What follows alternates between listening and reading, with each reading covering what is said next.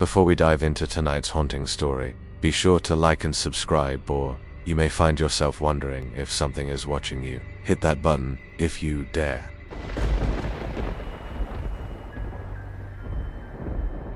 The hum of machines, the shuffling of nurses' shoes against sterile linoleum, and the distant murmur of pages filled the emergency room.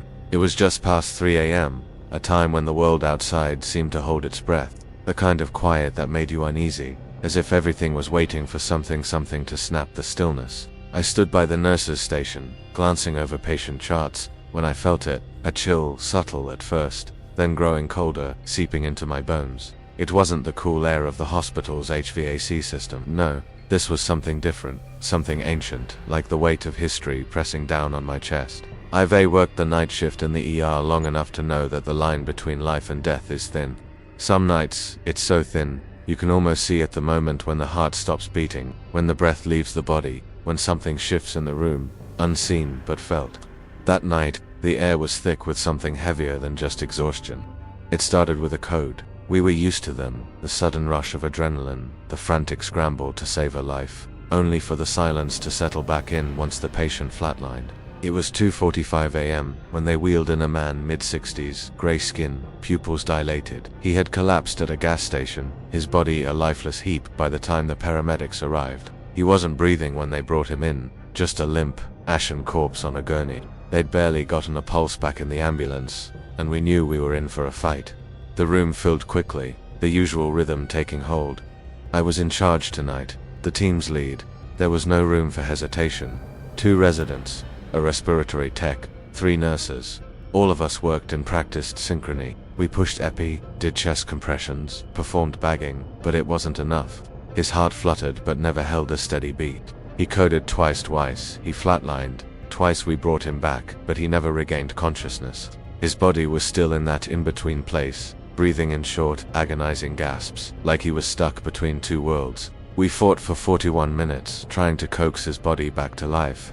Then, just like that, the moment we all dread came, time of death. 3:38 a.m., the heart monitor went quiet, and the room, once filled with chaotic sounds of life-saving efforts, became eerily silent. It's a strange feeling, calling a time of death. It's not like you hear it in movies, with music swelling and dramatic pauses. No, here, it's just a moment, a quiet, empty moment, as the weight of what just happened settles into your chest. We moved the body onto the bed, readying him for the morgue. The nurse in charge started removing the tubes, straightening the sheets. The body was cold, but it wasn't just the absence of life that felt strange. It was the silence that lingered after. There was something about him, something off. As I prepped the body, I noticed a phone on the gurney next to him. It kept ringing, vibrating with an intensity that was out of place in that sterile room. It was his wife, Linda. The charge nurse made the call. She was on her way, her voice cracking on the other end of the line. She mentioned how she had a strange feeling when her husband had returned home. The hospital was just a few minutes away, and she was coming to see him. When Linda arrived, her demeanor was calm, almost unnervingly so. There were no screams, no hysteria. She just walked into the ER, straight toward us, like she knew what was coming. I met her at the nurse's station, gently telling her the news. He didn't make it. She nodded, emotion flickering in her eyes, then said, "I know." I blinked, confused. "You know?" I asked, my voice quiet. She looked at me then, a faint smile tugging at her lips. "I saw him," she said, her voice barely above a whisper. "I saw him in the hallway. He smiled at me, just like always. He said, 'Tell them thank you.' Then he walked away." My stomach twisted. I glanced at the charge nurse, who was just as confused as I was. "Where?" I asked, my voice tight. Linda pointed toward the old west hallway, the one leading to a dead-end wing we'd been renovating for months. There were no access points from there to the main R. The hallway was sealed off. I excused myself, my heart pounding as I made my way toward the area she'd pointed to. There was nothing, just concrete and sealed doors. The lights flickered as the motion sensors tripped, but no one had passed through. No footprints, no sign of life. The hallway was empty, as it always was. I returned to the trauma bay, trying to shake the chill that had settled into my bones. Linda stood by the bed, her hand resting on her husband's arm. She didn't speak, just stood there, a quiet, personal moment of goodbye that no one else could understand. After a few minutes, she leaned in, kissed his forehead, and whispered, I told you I'd find you. Later, I sat in the staff lounge, the events of the night replaying in my mind. There are things you're trained to do in this line of work, CPR, administering meds, but there's no protocol for what happened tonight. Sometimes, you encounter things that defy explanation, things that don't fit in the chart. The room had felt full, like there was something lingering in the air, a presence, maybe, not eerie, not haunting, but there, nonetheless. The next night, I was on call again, the silence of the ER thick around me. It wasn't a busy night, just a few patients in the fast track, 1 or 2 in observation. I felt the weight of it again, like the hospital was holding its breath. And then, like clockwork, the buzzer in room 6 went off. The call light blared, the red dome light above the doorway flashing to life. The room was empty. I stood up, confused. It was 2:17 a.m., and the room had been cleaned earlier that day. No patient, no staff, just an empty room. I reset the call button, checked the panel, but nothing seemed wrong. 2 minutes later, the buzzer went off again. Same time, same light, same red dome flashing. I walked in, checked the security cameras. Nothing. No one had entered room 6. Not a tech, not a resident, no one. The motion sensors had never tripped, but the buzzer kept sounding every 2 minutes. The pattern was impossible to ignore. I felt a shift in the air, the hairs on my neck standing on end. This wasn't just a glitch, it was too specific, too precise. I thought back to the patient who had died in room 6 the night before, a man named Carl, mid-50s, a car accident. He'd flatlined at exactly 2:17 a.m. He died, but his spirit, if you could call it, that seemed to be still there. The buzzer went off at the same time, over and over again. I walked over to the room later, the feeling of being watched creeping up my spine. The call button stopped ringing at exactly 2:39 a.m., the moment Carl had passed. There's a saying among nurses that some deaths leave a mark, a presence. Maybe it's not a haunting, but a quiet, lingering echo of the person who left. I don't know if I believe in ghosts or spirits, but after that night, I couldn't shake the feeling that Carl wasn't quite gone, that his last moments had left an imprint somewhere in the ER. Hospitals are places where life and death coexist, where the line between them is razor thin, sometimes so thin that you can't tell where one ends and the other begins. And sometimes, in the middle of the chaos, you find that the past doesn't always stay buried.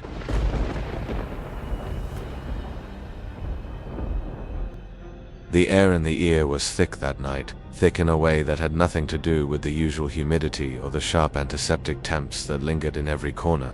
It was more like the building itself had decided to hold its breath, as if it knew something terrible was coming. The clock on the wall ticked away like an ominous countdown, each second seeming louder than the last. It was 3:30 a.m., and the entire emergency room felt like it was holding its collective breath, waiting for something to break the silence. The night had started quietly.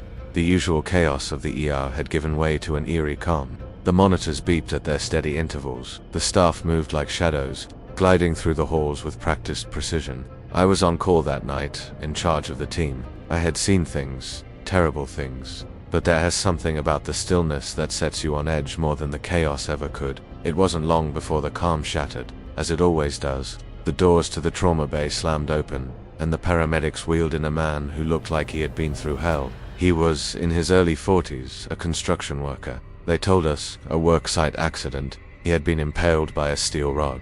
His blood had painted the inside of the ambulance, and his body was a mess of torn flesh and shredded muscle. The steel rod pierced his abdomen, jutting out like something out of a nightmare. I snapped into action, as did the team. The rhythm of the ER took over, the familiar dance of resuscitation, chest compressions, pushing epi, intubation, the rapid-fire orders, but this wasn't the first trauma of the night, and it wouldn't be the last. We worked fast, too fast, the adrenaline coursing through us. His heart was weak, his vitals deteriorating as we fought to save him. We lost him 3 times. The last time, his heart just ... stopped, a flatline that echoed through the room, louder than the beeping machines or our frenzied efforts. The moment we all dread arrived, the time of death. I had never seen someone die like that. There was nothing left for us to do. We had fought for 32 minutes, but he had slipped through our fingers.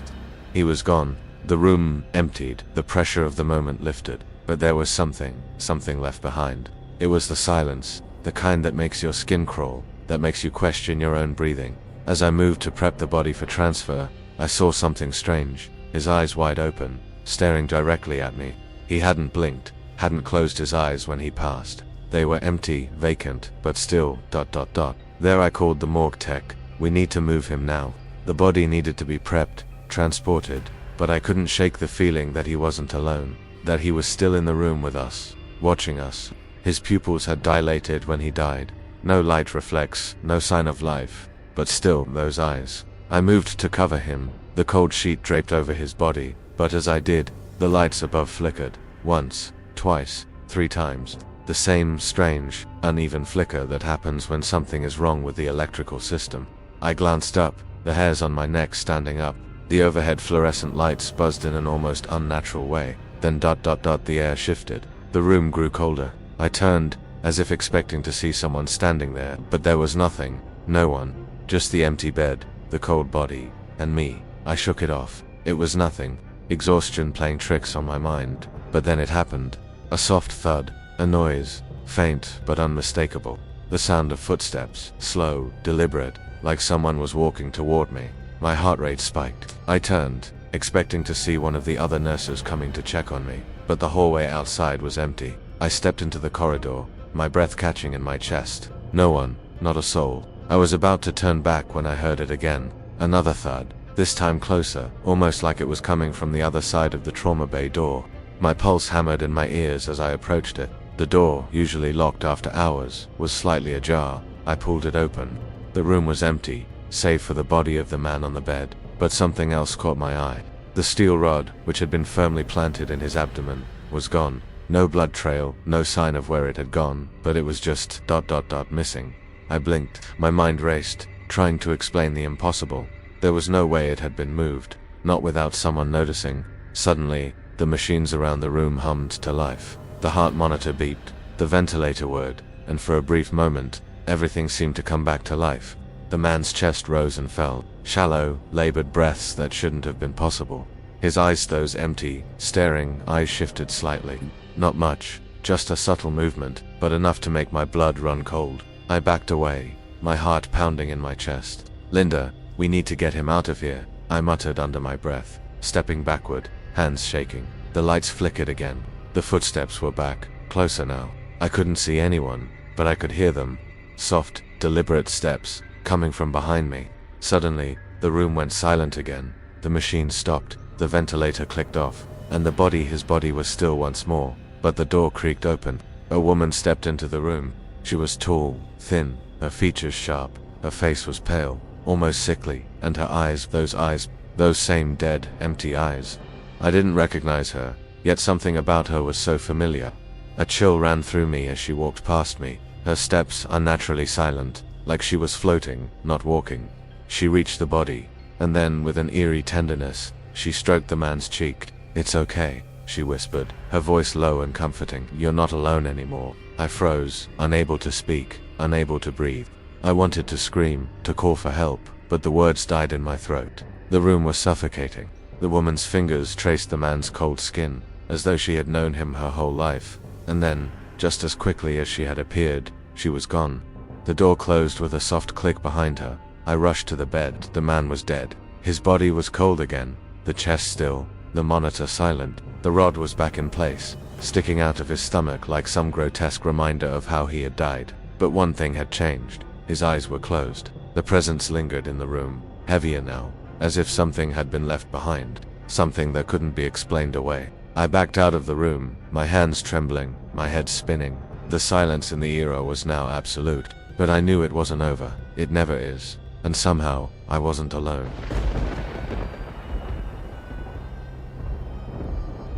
The clock read 2:47 a.m. as I walked through the back corridors of the ER, the silence pressing against my skin like a heavy weight, the usual noises, the beeping of machines, the rustling of paperwork. The shuffle of nurses' feet had quieted down to almost nothing. Only the faint hum of the air conditioning and the distant sound of pages buzzing echoed through the hallway, making the building feel emptier than it was. I had been working in the ER for nearly a decade, so I was no stranger to death. I knew the rhythm of it, the way it seeped into the air just before it arrived, and how it lingered long after the body had been wheeled away. But tonight, something was different. Something about the stillness felt wrong, like the building itself was holding its breath. I turned the corner toward the trauma bay when I heard it. a soft scraping sound, faint but distinct. My skin prickled as the noise grew louder, a rhythmic scratching, like fingernails dragging across tile. I stopped in my tracks. It was coming from room 12, the room we used for overflow patients. It was an old room, rarely used since the new trauma bays were built, and I had heard rumors about it, rumors of strange sounds, of unsettling occurrences, but I didn't believe them. Not really, not until now. The door to room 12 was slightly ajar. The noise was louder now, unmistakable. I pushed the door open. The room was empty, completely empty.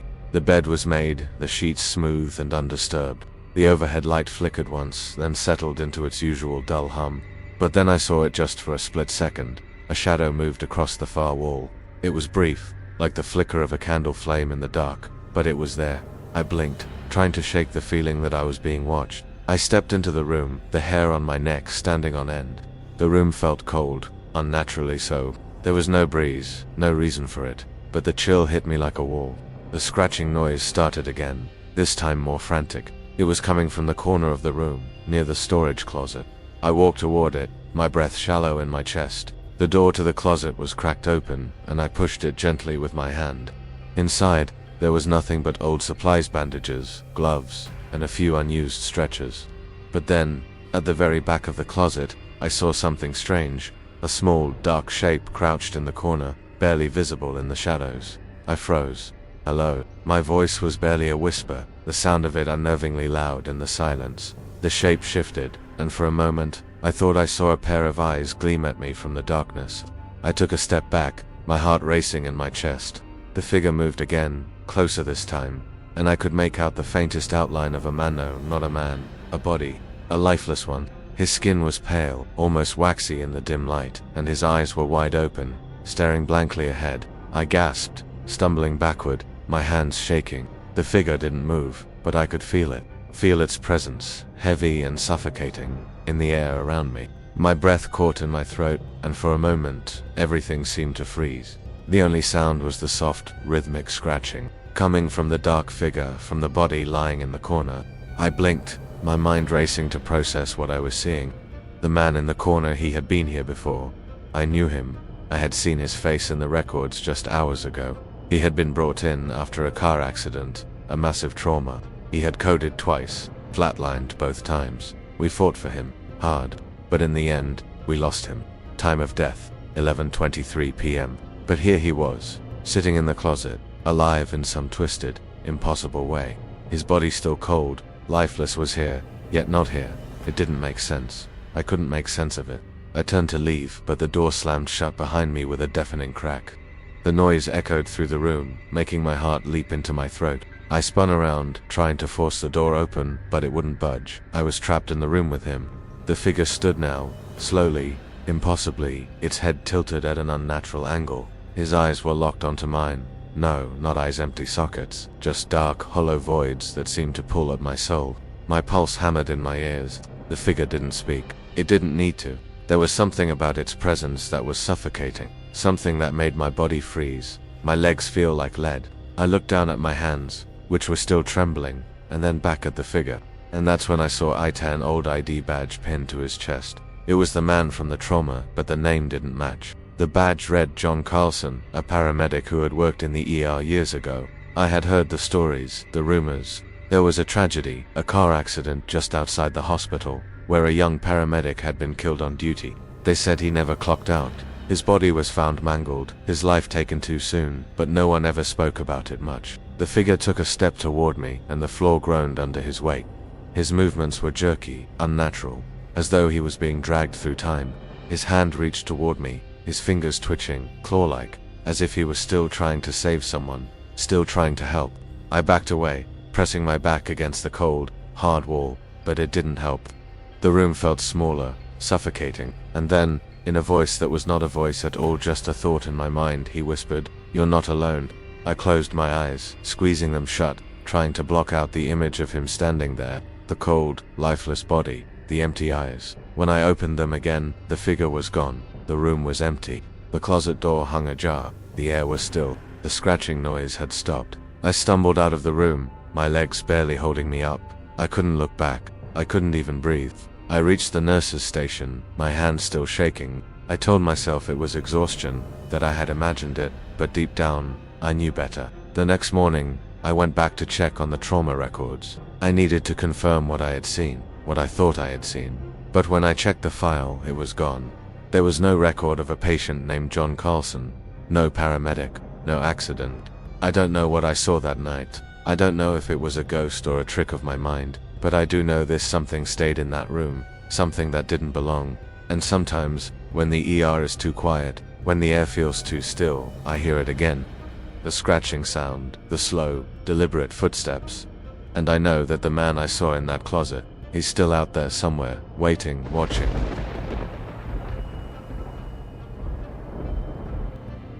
The night shift at the ER had always been the hardest, but tonight, something felt different. The usual hum of activity had given way to an uncomfortable stillness, one that seemed to settle like a heavy fog over the entire hospital. The clock above the nurse's station read 3:12 a.m., and I was staring at the screen of a patient's chart, trying to focus, but my mind kept drifting, unable to shake the unnerving tension in the air. I had been a nurse in the ER for 5 years, long enough to know that the night shift always carried an extra weight.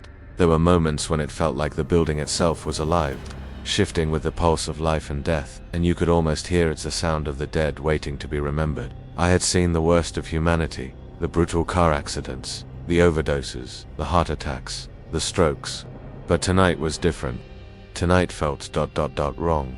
I was just finishing up some paperwork when the doors slammed open with a force that made me jump. A team of paramedics rushed in, pushing a stretcher into the trauma bay. They were out of breath, speaking in rapid, panicked sentences. The man on the stretcher was unrecognizable. His face was so badly burned that the skin had peeled back in horrific chunks, exposing raw tissue. He was a victim of an industrial accident, a fire at a nearby factory. The paramedics had managed to keep him stable on the way in, but I knew we were already losing him. His vital signs were dropping fast. I snapped into action.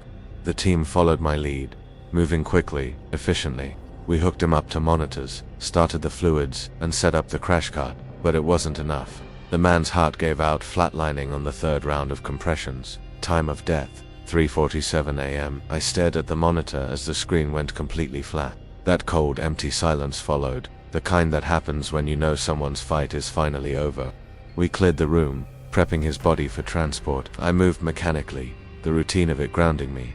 As I pulled the sheets over him, tucking them into place, I glanced down at his hands. They were clenched tightly, as if he was holding on to something. It was strange, most patients' hands relaxed after death, but his remained tight. It wasn't just an oddity, it felt like something was left unresolved, something unfinished. As I moved to straighten the crash cart, I heard a soft sound, almost like a whisper, but too faint to be sure. I froze, looking around. The room was empty except for me and the body. There was no one else here. My heart began to race, my breath catching in my throat. I dismissed it as exhaustion, but then I heard it again. A soft, rasping whisper, like someone trying to speak without air. I turned toward the bed. The man's eyes, still closed, looked to open, to vacant. A heavy presence filled the room, something that wasn't there before. I stepped closer, unsure why my feet moved toward him. And then, I saw it, a small movement. His fingers twitched, just slightly, like a pulse was running through them. It wasn't possible, but it was happening. My heart slammed into my ribs. I backed away, my mind racing to understand what I was seeing. "Who's there?" I whispered, the words slipping out before I could stop them. Nothing. The room fell still once more. I felt foolish, trying to rationalize it. Exhaustion, stress. The body had to be decomposing, twitching with residual nerve impulses. But the feeling remained, that weight in the room, that strange, suffocating presence. The hairs on my neck stood on end. Just as I turned to leave the room, the lights flickered, then went out completely. The sudden darkness swallowed me whole. I fumbled for the door, my fingers brushing against the cold metal of the handle. And that's when I heard it, a thud, sharp and heavy, coming from the bed. I whipped around, heart pounding in my chest. The man's body shifted, the sheets rustled, and then, impossibly, he sat up, his head jerking forward, eyes wide and unseeing. He was dead. He had to be dead, but there he was, his body moving, his hands reaching for the air, as though he was searching for something. I screamed. The sound was muffled by the overwhelming sensation of dread. I stumbled back, my hand hitting the doorframe, and that's when I saw it, the reflection in the glass panel beside the door. It wasn't just the man, there was someone else standing behind him, Someone I didn't recognize. Someone who was watching. I turned, but there was no one else in the room. Just the man, still sitting up on the bed, his mouth opening and closing as though he was trying to speak, but nothing came out. His eyes were empty, lifeless, yet still somehow alive with something that shouldn't have been there. I ran out of the room, my heart hammering in my chest, breath coming in ragged gasps. I knew I had to get away, but I couldn't stop looking over my shoulder as though the figure I had seen in the reflection might be following me. I didn't want to be alone, not in that place, not in that moment. I reached the nurse's station, but I couldn't shake the feeling that the man was still there, still watching. I tried to focus on the next patient, tried to push everything out of my mind, but every time I looked toward the hallway, the darkness felt thicker, heavier, and then, just when I thought I might break, a nurse came in with a report an emergency transfer from another hospital. They were still prepping the body when I arrived at room 3 to check the intake, but when I walked in, my heart stopped. There, in the bed, was the man from room 12, the one who had died. He was alive again, his hands gripping the sheets, his face pale and staring. He was still dead. He couldn't have been alive. But there he was, sitting up on the bed, and this time I heard it, the voice, rasping and weak, as though it had been trapped for far too long. "Help me, .. I froze. I wanted to run, to get away from him, but I couldn't. My feet were stuck to the floor, my chest tight with terror. He was looking at me, not with recognition, but with pleading. Desperate, painful pleading. "Please," he whispered. "Please, don't leave me." I wanted to scream. I wanted to turn and run, but I couldn't. There was something so wrong about him, something that felt like it had been waiting in that room for years. It wasn't a person anymore. It was a shell, a thing, a presence that had clawed its way back, desperate to find a way out. And then, as quickly as it had begun, the man slumped back down into the bed. His body went still, the heart monitor flatlining once more. I staggered backward, my mind racing. I knew he was gone. I had seen the time of death, but when I reached the door and looked back, I saw the reflection again. This time, there was no one in the room, but the space felt ... full. It was like the walls themselves were pulsing with the weight of something unsaid, something that had been waiting to escape. I don't know what happened in that room. I don't know what I saw. But I know this. The man in room 12 was dead. But in some way, I think he's still there, still waiting. And sometimes, when I walk past that room, I can feel it, those eyes, those empty sockets, watching me, watching us all.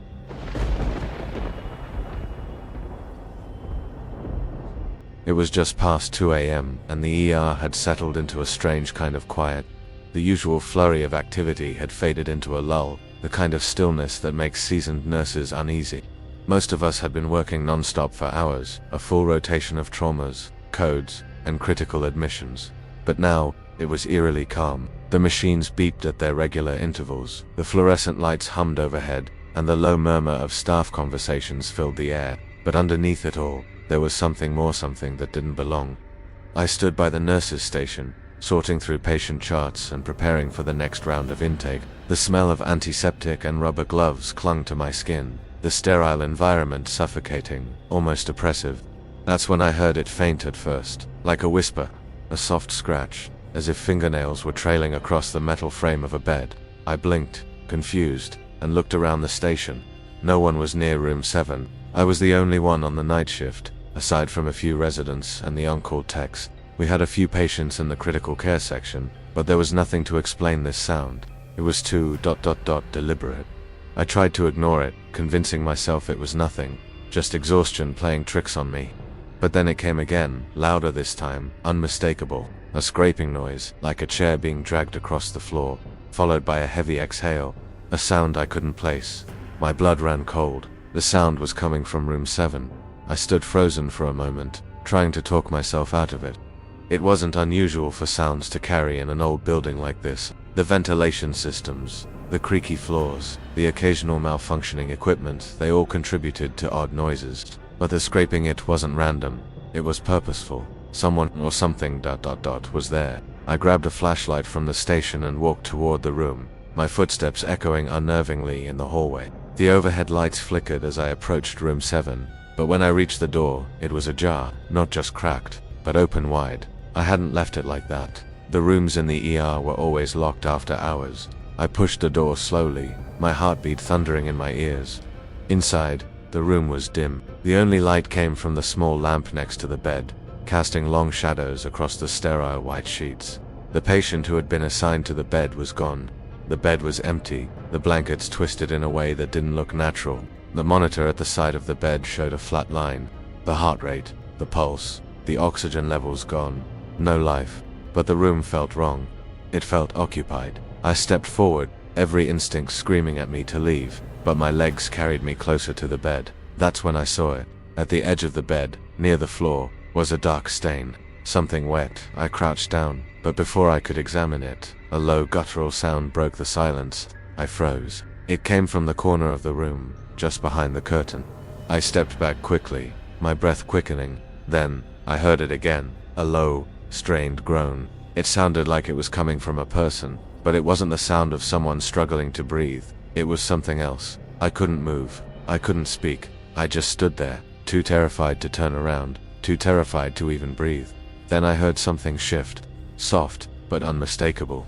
The sound of feet dragging across the floor. I slowly turned my head toward the corner of the room, the flashlight trembling in my hand, and that's when I saw her. She was standing there, just behind the curtain, her body hunched at an unnatural angle. She was wearing an old hospital gown, faded stained. Her hair was matted to her face, and her arms hung loosely by her sides.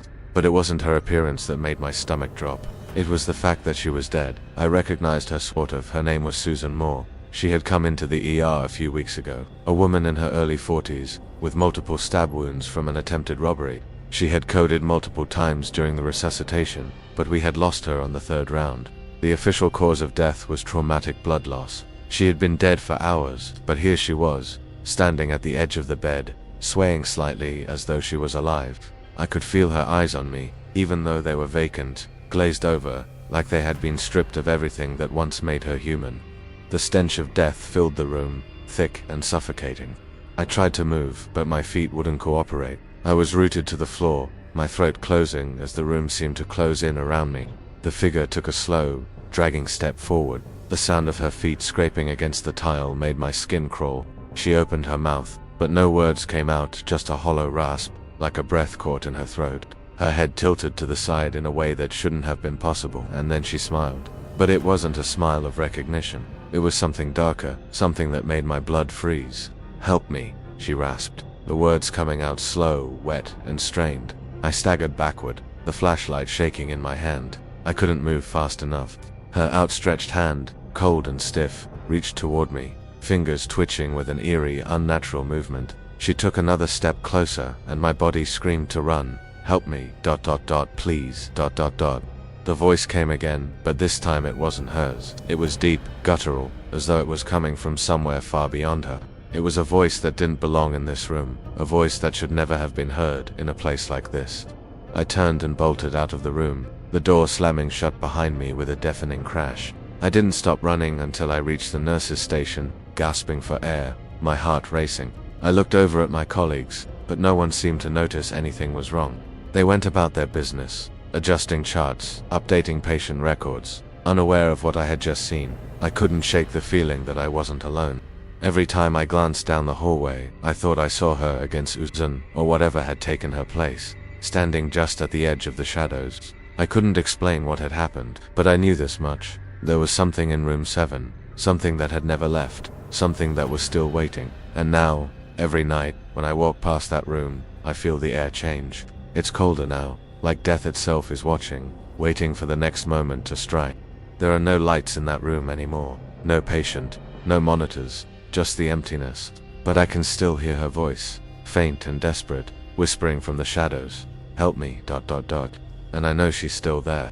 I would love to hear your thoughts in the comments below. Each of your stories adds another layer to our growing community of horror enthusiasts. And if you think someone else might enjoy a good scare, do not forget to share this video with them. Stay tuned for more spine-chilling stories, and remember, sometimes the scariest tales are the ones that could happen to any of us. Thank you again for watching, and I will see you in the next video if you dare.